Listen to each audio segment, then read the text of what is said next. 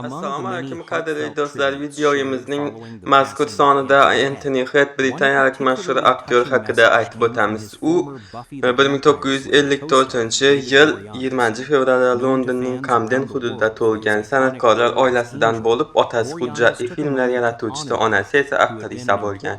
Akasi ham xuddi Anthony Head kabi aktyor va qo'shiqchi edi. Anthony Head aktyorlik faoliyatini teatrda boshlagan, keyinchalik televizor va kinoda ko'plab rollarni ijro etgan. U 1980-yilda Buyuk Britaniyada Nescafe Gold Blend reklamalari orqali juda mashhur bo'lib ketgan.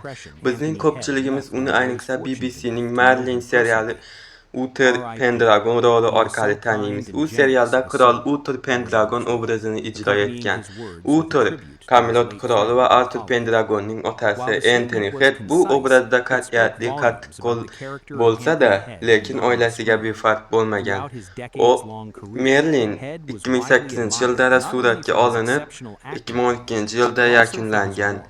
Anthony Head eng mashhur rollardan yana biri Rupert Giles obrazidir.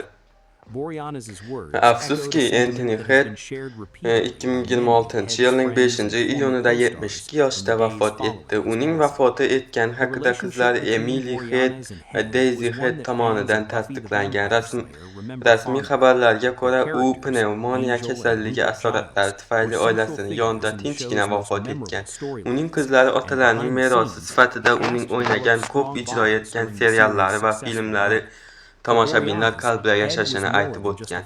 Anthony Head hayoti davomida teatr, kino va televideniyaga katta hissa qo'shgan aktyor bo'lib, Merlin muxlislari uni qirol Uther Pendragon, Buffy muxlislari esa Rupert Giles sifatida eslab qolishadi. U 72 yoshida yosh vafot etgan bo'lsa-da, uning yaratgan obrazlari son-sanoqsiz va hali ham tomoshabinlar qalbida yashaydi.